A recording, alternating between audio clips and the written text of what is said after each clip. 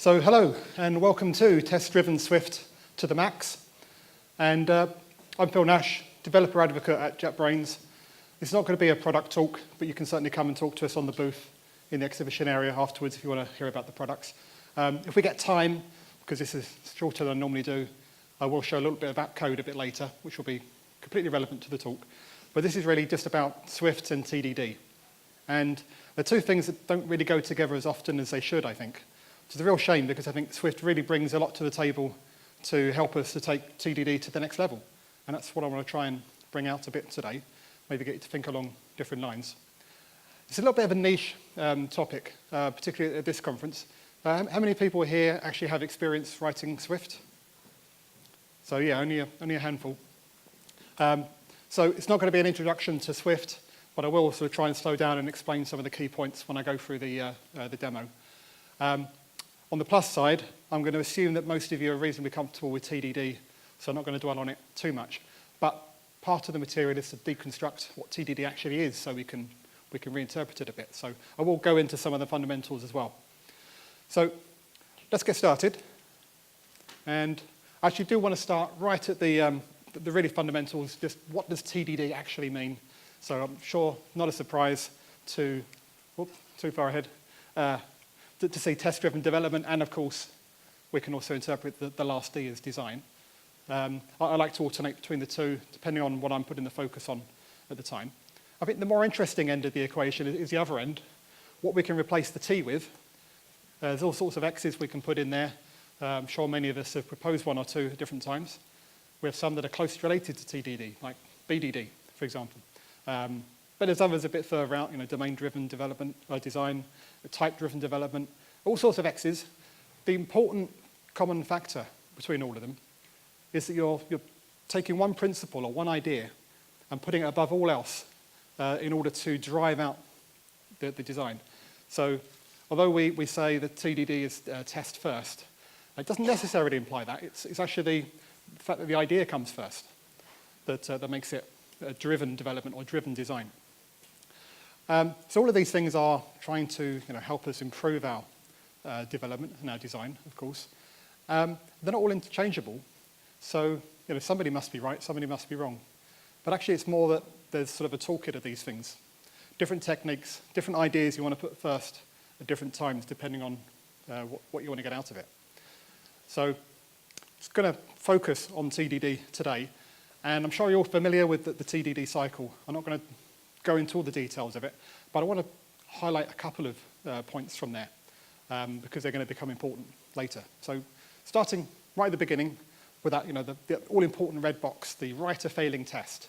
Hope you can see that up there. So this is something that people often skip, but it's really important. And what's particularly significant about this step is when we move beyond the basics of TDD, we soon learn that the failing test doesn't have to be an assertion in a test framework. It can just be some code that doesn't compile yet because you haven't written the code to make it compile. Or maybe it compiles but doesn't run. So the failing test is the compiler or the runtime telling us that. We haven't actually written an explicit test. So that's important. We're going to run with that a little bit more as we go on. Next step, write just the code to make the test pass. Sometimes we will skip ahead. That's sort of okay once you've sort of gone down the path of doing TDD very strictly in your practice, your early stages. You start to get a feel for when you can get away with skipping ahead a bit. So there's a lot of these steps that involve a bit of an art, a bit of a craft, where we have to draw on our experience, not just of TDD itself, but just years of experience writing software, actually producing good designs in the first place. It's not a magic bullet. It's not going to magically make things better. We do have to apply our own intelligence. That applies to the refactoring step as well.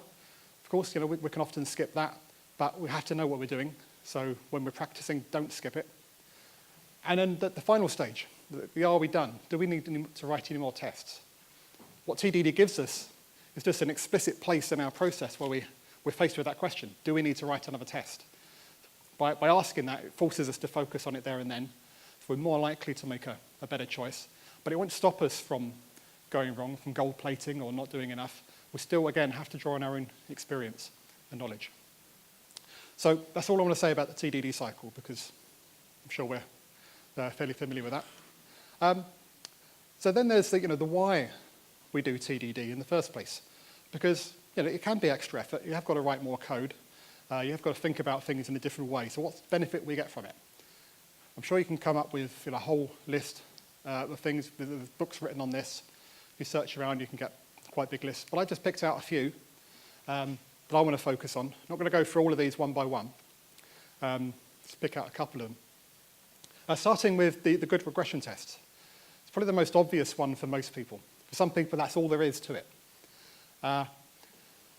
Because we do get benefit from that. Of the few studies into TDD that have been done, it's usually the fact that we're left with a body of tests that they cite as being the main or maybe even only benefit. I do think we can question the methodology involved, but that aside, there's definitely a lot of value in those tests. But it's a very deliberate choice of words there to say regression tests. Because in TDD, your tests actually play a dual role. When you first write them, they're not regression tests because you haven't actually met them yet. At that point, they are sort of a marker, a line in the sand to say, when we hit this, that's when we know that this thing is implemented. So that's telling you that you're done, what to expect. But as soon as you've done that, they flip into regression tests. And it's important to notice that transition because they are different roles and they serve different purposes. And you may not actually need the regression test. And what I mean by that is if you're writing tests at a fairly low level, so the more sort of implementation tests, you're testing the implementation rather than the end requirements. And in terms of using TDD to drive your design, that's actually okay.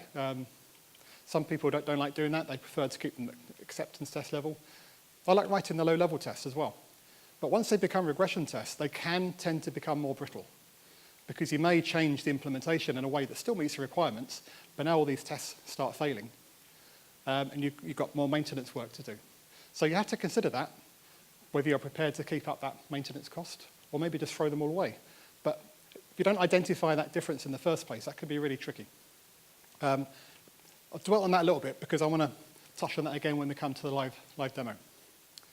The other one I want to highlight, the more testable one, which sounds like a truism, but obviously what we mean by that is that when we make our code more testable, what we really mean is it's more cohesive, there's better isolation, things are more swappable, replaceable.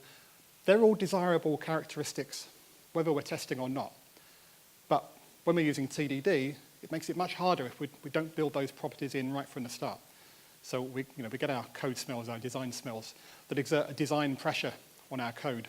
And it's that design pressure that sort of runs through the way we get benefit from TDD. So if we're not sensitive to that, we're not going to get the benefit. So again, we need to draw on our own experience of how to achieve these design principles. Client perspective, all I mean by that is just that rather than the implementer's view, you've got the user's view when you're writing the tests first. And again, I want to highlight the know when you're done. Not just that step in the TDD cycle we talked about a moment ago, but that point where we know that we've finished implementing one piece of code because the test passes. It's as simple as that. If we didn't have the test there, we might be tempted to carry on and get it to do other things that don't really meet the requirement we set out to do. So you do need to think ahead to know exactly what you're expecting. Again, that will come out a bit in the live demo. Before we get to the demo, this is the list of positive attributes of TDD. A lot of talks on TDD will tend to stop there. Look, there's always a flip side, of course. There are problems. We've all got our war stories, I'm sure. I'm not going to give an exhaustive list of problems with TDD, but I want to highlight just a couple that really trip people up when they get started. First of all, it is actually hard to learn. And that may seem counterintuitive because learning the TDD cycle is actually really simple. You can explain it on a single slide. It doesn't take that long. Most people get it. It's even quite easy to explain how we get the benefits from those. What's hard is all those bits where I said, well, there's an art to it. You have to draw on your years of experience. It doesn't come along for free. And unless you appreciate that, then you're going to miss the point. So closely related to that is that when you first start to use TDD, your productivity is actually going to go down before it goes up because you do need to master the basics before you're going to get the benefit from it. But if you do go through that, you will go up. And then, as a consequence of that, a lot of people go wrong because they immediately start to practice TDD, in a real production environment. Real code, with a manager watching over their shoulders, with deadlines, with colleagues asking what's going on. And then they get that productivity dip, and they give up and they blame TDD because they haven't really given it a fair chance. So if the problem is practicing on the job, then the solution must be practicing off the job. And so we have this concept of deliberate practice, and one of the key ways that we do that is coding katas, a very useful way of taking a very self-contained, well-defined task that you can practice in a safe-to-fail environment, which is really important, just dedicating a little bit of time to do that every day or every week or something. So we're going to honour that tradition by working through a coding kata as a bit of a demo. And up until this point, I've just been talking about TDD, of course, to an audience of possibly experts in TDD, so I'm probably not telling you anything new so far. We haven't talked about Swift yet, or any of the tooling, so that's what we're going to come on to. So we're going to have a demo now, and for the kata, I've chosen snakes and ladders. Really simple game, simple rules, so it makes a really nice kata. This board here, it's one that my kids still use. The youngest ones are still not quite old enough to realise that it's purely a game of chance, so that's quite fun. I took this photo with my iPhone 7 Plus with its nice narrow depth of field effect. You see it blurring into the background there, but it's not quite so practical, so I took a top-down view as well. So before we actually drop to the code, it is worth looking at how we're going to model this and what the rules are. So it's not a big upfront design, but I've seen an idea of where we're going. So simple rules, I'm sure everyone knows what they are, but we've got the board, which consists of 100 squares. Now the squares are arranged in a square grid, but if you think about it, that's purely a presentation issue. If you abstract them out, it's just really just a sequence of 100 squares, numbered 1 to 100. So we don't need to consider the presentation at this stage. And then each square is either empty, and don't let the pictures confuse you because, again, that's a presentation issue. So it's either empty, or it's the beginning of a ladder, or the head of a snake.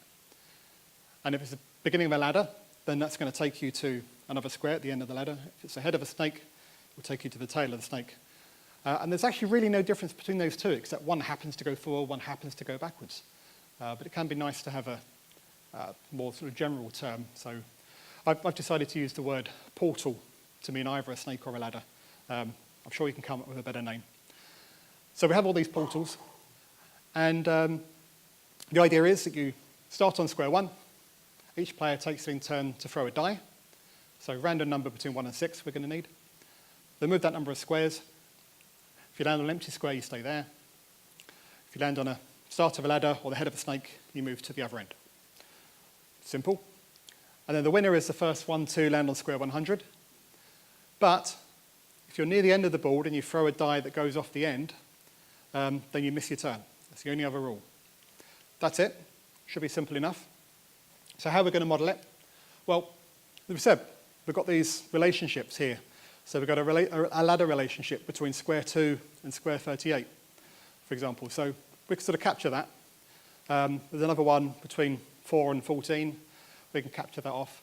And we can go through the whole board, pulling out all the ladders and snakes from and to. And actually that's sufficient to model the whole board, because all the squares that don't have an entry in that list, they're just the empty squares. So we have a nice abstract model. And what's nice is we can actually translate that with just a little bit of extra punctuation into legal Swift code. Now we actually get to Swift.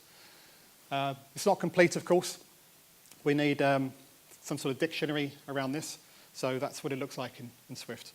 So Swift has type inference. So we introduce constants with the let keyword. And then we can optionally add the type as an annotation afterwards. So here It's annotated as a dictionary between int and portal, where portal is an enum, and enum has two cases, snake and ladder. And enums in Swift are full discriminated unions. That means they can have associated types with each case. So in this case, they've both got associated integers. That will be the destination square that we're going to go to. And in doing this, we've captured the model of the board in purely declarative code. There's not really much we need to test here, because we could test that, if we ask for square 47, will we get back a snake to 26? But all we're really doing there is testing that dictionary works, and that's built into Swift. So we're pretty much done for this level. What we want to start testing is the high-level abstractions. So that's my first point, is work with the type system to make invalid states unrepresentable. Enums and things like that are a key tool in doing that in Swift. We'll see the other side to that as we go through the code. So at this point, I want to drop to some real code. So I'm going to come out of here, switch mirroring off, and let's see if this works. Right. Now, is that readable, or do I need to increase the font size? Up, okay.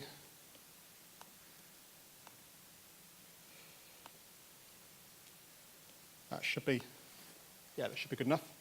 So that's basically the code we just saw on the slide. So I've captured all of the same snakes and ladders from that board that I have at home. Now what this is here that I'm in, it's part of Xcode, but it's something called Swift Playgrounds. If you've not seen this before, this is a bit like a REPL, but to the next level. So Swift is a compiled language, but it can be executed in an interpreted way. That's what we're doing here. So each line that we write in here is immediately evaluated, and you'll see the evaluation over on the right.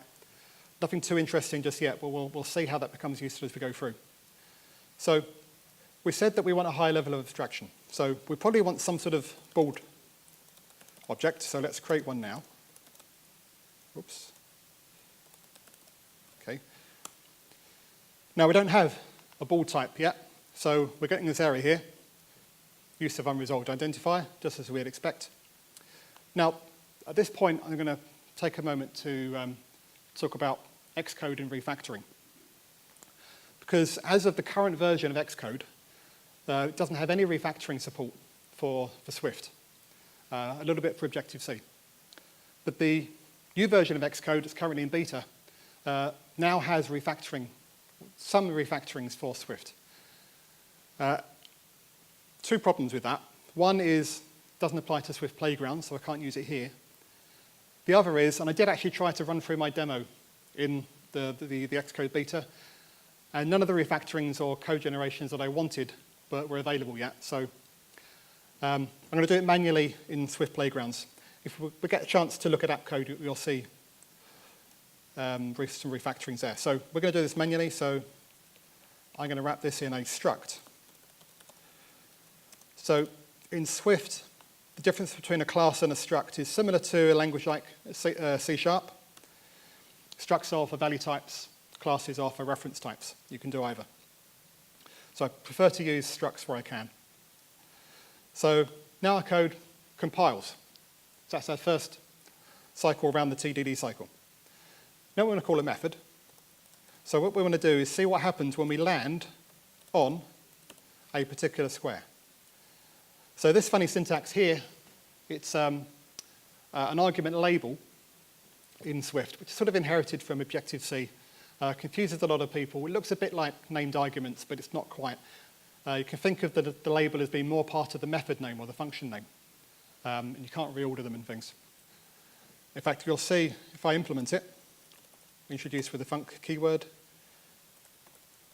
then we'll provide a label and an argument name. They're separate things, although you can get them to be the same name. Type annotation for an int. And we're going to want to, for now, return an int. We might revisit that later. So simplest thing to make this compile, return 0. Standard TDD first pass. That should now reevaluate. Sometimes takes a moment to catch up. Might need to help it out here. Unless I made some obvious error.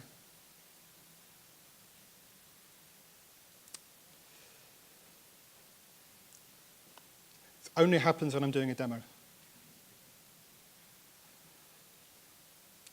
Okay, but I don't want to wait too long for it, so I'm going to plow ahead and hope it catches up in a moment. So let's assume that does work. Just another word on this labeling thing. If you read this function name, it actually, the name is land on square of type integer. Actually reads quite nicely. And then when you read the usage down here, land on 1. It's actually quite a fluent syntax when you use it correctly. Now this is not going to work well if it doesn't. Let's take that out. Put it back in again.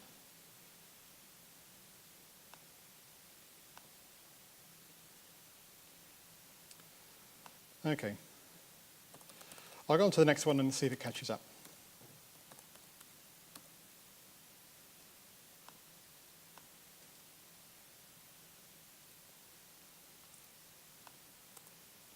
If I'm doing anything wrong that someone spots, do let me know, by the way. Right, let's try something more drastic.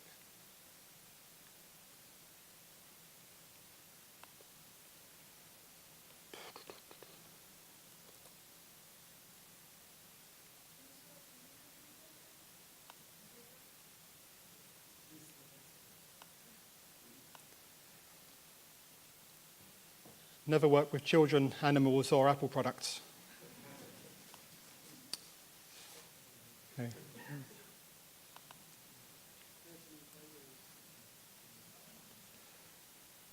wonder what happens if I rename that.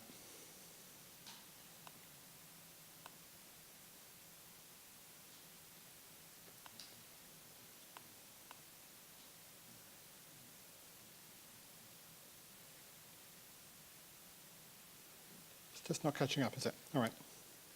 I'm going to have to, because this is really pivotal at this point, create a new playground. Sorry? So I didn't quite hear.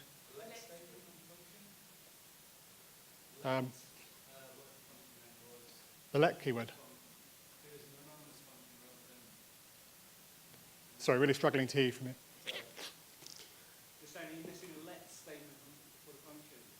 No, you don't introduce functions with let, you introduce them with func. Some other languages do that, typically functional languages. Let me create a new playground.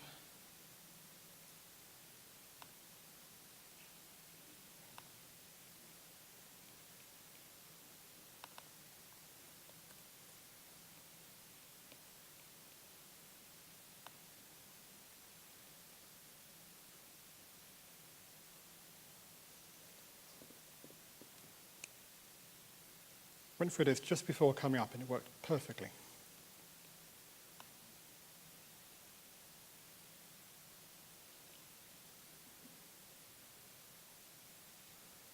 I might have to completely kill Xcode and start again.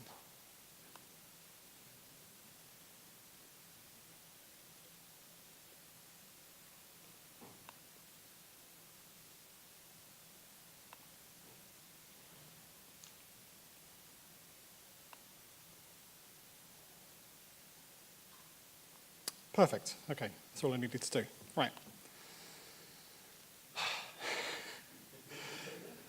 So now we have 2 zeros. So it's compiling okay. We're obviously getting the wrong result. I was going to go for the returning 1. In fact, I will. If we return square, we're going to get obviously different values here, but the second one, because square 2 is a ladder to square 38, we actually expect a 38 here. So we're going to have to do a bit more work at this point.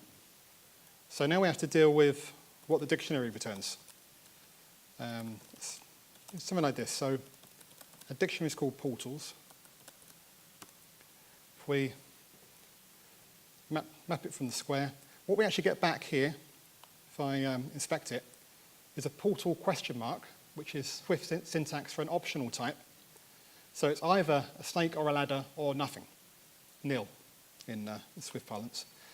So there are ways we can deal with that. We can do something called an if-let. And what that will do is, if we get a set optional come back, we'll bind the result of that to target, and it will only be valid within the if. So it's a really nice, safe, easy way to deal with optionals. But then we've still got to look in to whether it's a snake or a ladder. So one really nice thing we can do in Swift, we can switch on the result of this. And switches in Swift are full pattern matches.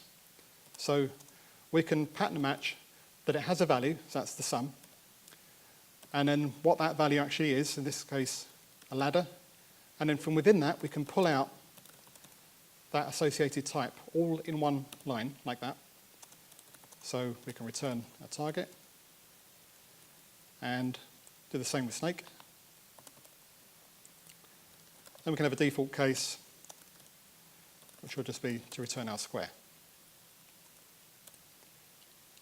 So this leading dot syntax, that's because, say in this case, the full name is going to be portal dot ladder, but because of type inference, we know that we're only dealing with portals there, so we can omit it and just put the dot. So that's the reason for that.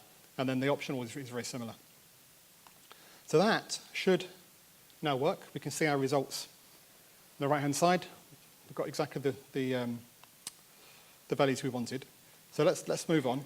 We don't want to test too many of these. I mean, you could go through randomly, pick a few more, but at that point, we're starting to just test dictionary again. So let's just pick one interesting one, the first snake.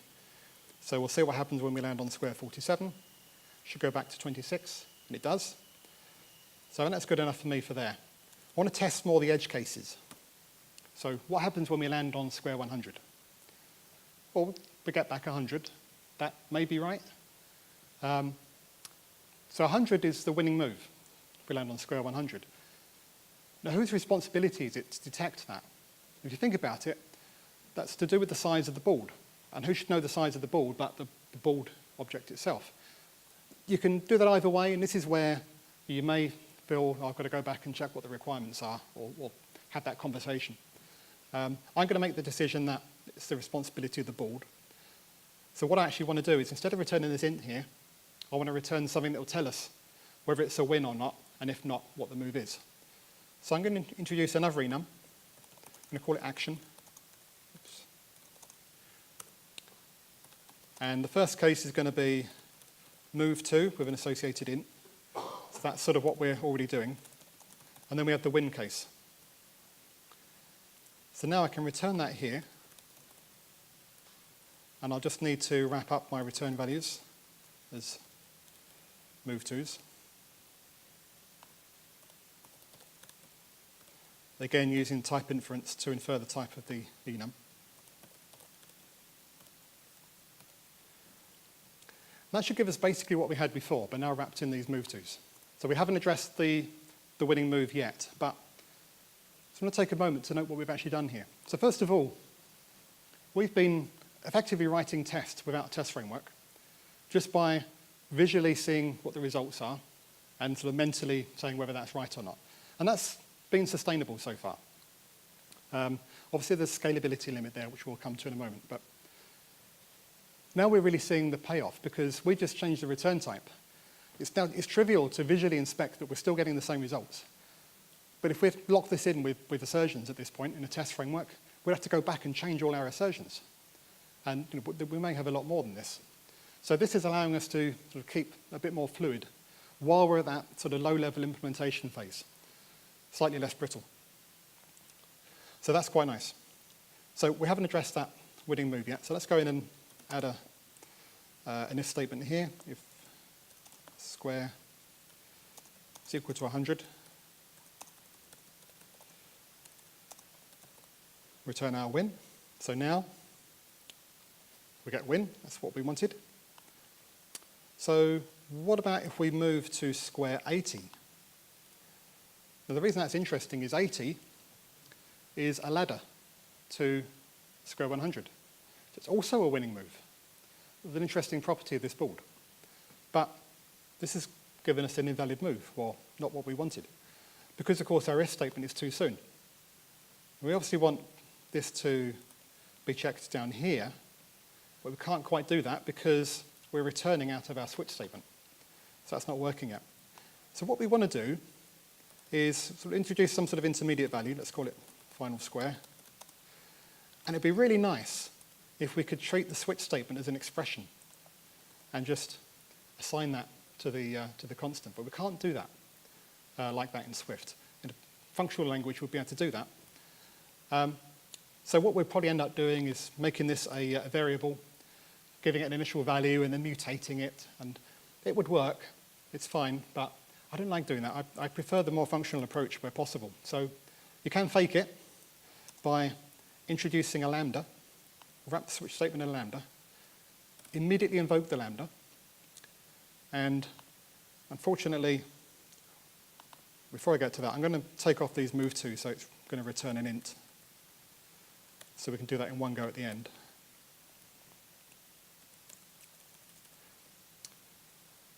That, unfortunately, is slightly too complex for Swift to infer, so we will have to annotate the type here.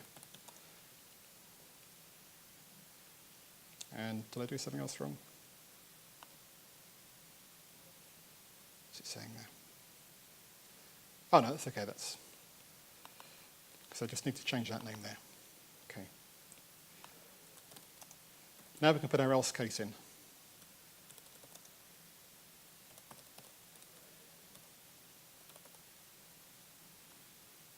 Okay, that should now work. And indeed it does. So now we've got our two, well, it's win-win, basically. Now this is starting to get, well, a few things I'd like to refactor here. We haven't really considered the refactoring step yet. I'm actually going to hold off for this round because I know that the next thing I'm going to do is going to affect this even more. Because the one thing we haven't looked at yet is what happens if we land off the end of the board. Remember I said if we roll the die and it's too high, that should cause us to skip our turn.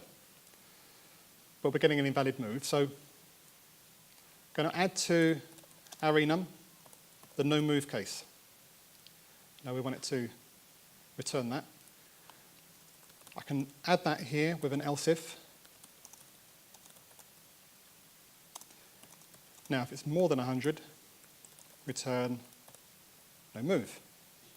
Quick and dirty, but that works. So while we've got that covered in tests, I do now want to look at the refactoring step. So two things. First of all, I've got this magic number. It's actually appearing twice now. So that square 100 should be a property of the board. So let's add that as a constant up here. And replace these here. And the next thing is we've got this if, else, all based on the result of final square. So it's a perfect candidate for a switch statement. So let's rewrite that. So the first case is size.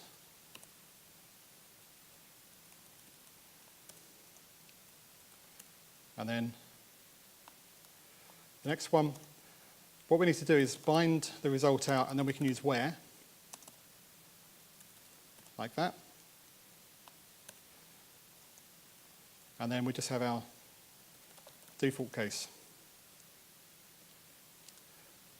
And that still all works. So we've done a refactoring covered by our tests. And I actually quite like the way this land function has worked out. We've just got two switch statements now, which map from our input to some intermediate representation, and then from the intermediate representation to our output. It's quite a clean pipeline, really. And that's all dropped out by driving the code from tests. And we've made use of the Swift type system to really limit the possible states that things can be in, so we haven't really had to consider too much else. So that's quite nice. So at this point, I think we are starting to reach that scalability limit. It's getting harder and harder to keep a track of the previous states of these test results and make sure that they're actually still correct. So we can start to lock them in. What we want to do is something like just put the the condition directly in here. Unfortunately, with Swift as it is today, enums with associated types don't have an equals operator, even if the types that they're implemented in terms of do. Hoping that will change. So at the moment, annoyingly, we're going to have to, got a snippet here, because it's a bit boilerplatey, actually write the equals operator ourselves. It's simple code, it's just a bit noisy. These extensions, by the way, I'm not going to go into them now, but it's a really great feature of the language, the way you can extend existing classes. In this case, we're extending an enum to implement a new interface that it wasn't already implementing, and then add this equals operator. So that's now giving us true. So I'll just go through and convert the others as well. So a little bit of busy work, but it will pay off. That's win. And no move. So now we've got our column of trues there. So it's easier to keep track of. Let's introduce a deliberate error just to see how that fails. So now we've got a couple of falses. So it's okay. It's sort of easy enough to pick out, a couple of falses in a sea of trues, but it's not quite as sort of rich and nice as we're used to when we're working with a test framework. So it'd be nice if we could introduce some of that into here as well. Now, in this particular playground, I've got another file which is pre-compiled. There's actually not much code there, but this is what I'm calling a micro test framework that I've written called Swordfish. And to see the result of what that will give us, come back to this code. If I just put require pipe before that, we get this. It now evaluates this nice little emoji, tells us everything's good. And we can just put that before all of these. So once you've done that work, this almost drops out for free. And now look, we can see when it fails, here's the interesting thing. It's actually using expression templates to break down the left-hand side and right-hand side values. So it's as if we've used an assertion where we've separated those two things out. But we've actually just written a nice natural expression. And we can see that actually we wanted the win, but we've got the move to. If we fix that again, we'll now just see it instantly change. So we're still using playgrounds and all the flexibility that gives us, but we're getting almost all the benefits of a test framework at the same time.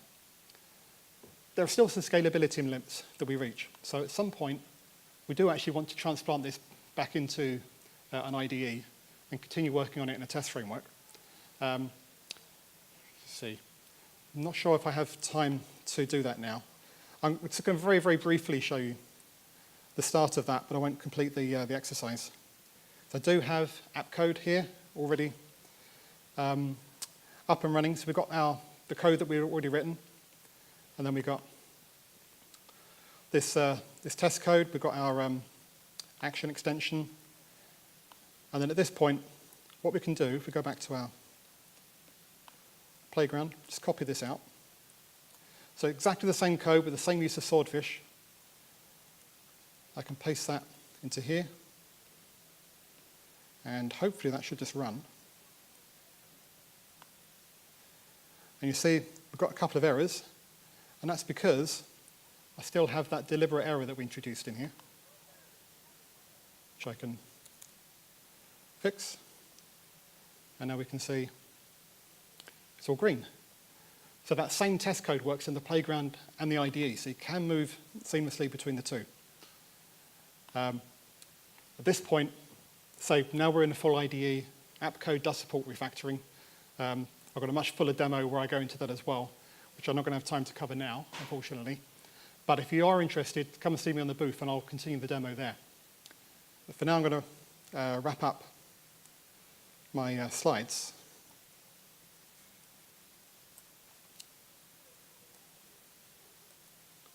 Here we go.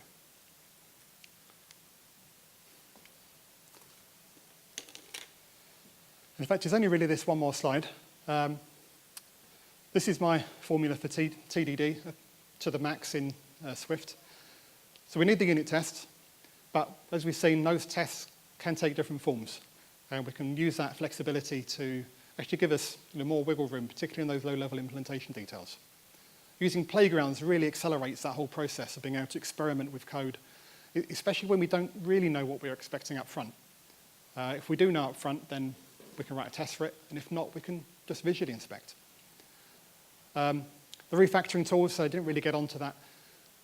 If you're coming from another background, they're not so impressive anyway, but when I've shown this demo to iOS developers at iOS conferences, they've been really excited about what you can do because they just haven't had it in Xcode.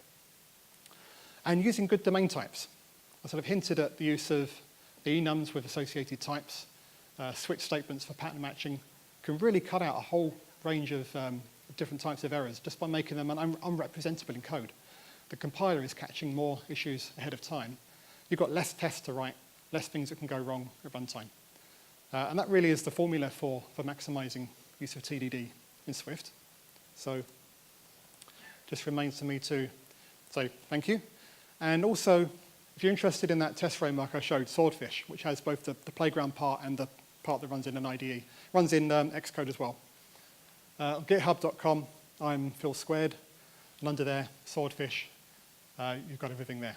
And of course, you can reach me on Twitter, Phil_Nash, see me on the booth. And do we have time for questions as well? Yeah, I think we've got time for a couple of questions. So, yes. So, the data, you have the structure, the board. If you had an error in that data, say you had a snake that took you down to a ladder, which took you back up to the snake. Yeah. You had nowhere where you could catch that. Okay, so I think the Where would you test that? question, if I got you right, was you could have an error in the data, that declarative part that I showed at the start with the dictionary. Maybe a cyclic dependency or a cyclic relationship. You could write something more sophisticated to track that down. To be honest, in fact, what I do in my fuller demo, after I've gone to the IDE and then shown unit tests there, I note that because we didn't get to the bit where we rolled the dice, you have to do everything very predictably. So I actually go back to Playgrounds and set up a little test loop that will continuously run the whole game all the way through. And I do note that it actually doesn't stop because there was one bug that the test missed that then shows up. And that sort of thing you would hope would show up then if you're just continuously running the game. Playgrounds, again, gives you that ability to just pull these things apart and run them in little loops and just make sure that they terminate, because that can be a hard problem to solve. Hope that answers your question. Thank you. Any other questions? Yeah. Put the negative testing, like invalid data or something. Like, let's say you pass negative numbers. Sorry, I didn't quite catch that. Where would you put the, if the test has negative data? Like, we're usually positive numbers, like go to 1, 4, 5, 6, and use like -1 and -2. Oh, yeah. Like, so there are other problems with the representation of the board, and someone has said in the past, why don't I just use unsigned integers? That will get rid of the whole problem of, what happens if you go backwards too far. And that would be an excellent time for using the type system again. And I should really have updated the example with that. I wasn't really aiming to cover all possible cases. I was trying to just demonstrate the use of playgrounds. All the normal best practices you use when you're writing tests in the first place still apply, of course, and also being aware of the limitations of that. But yeah, use the type system when you can to eliminate whole classes of the problems, and using an unsigned integer would do that. Thank you. Okay, well, thanks everyone. Be safe, be on the stand if you want to know more.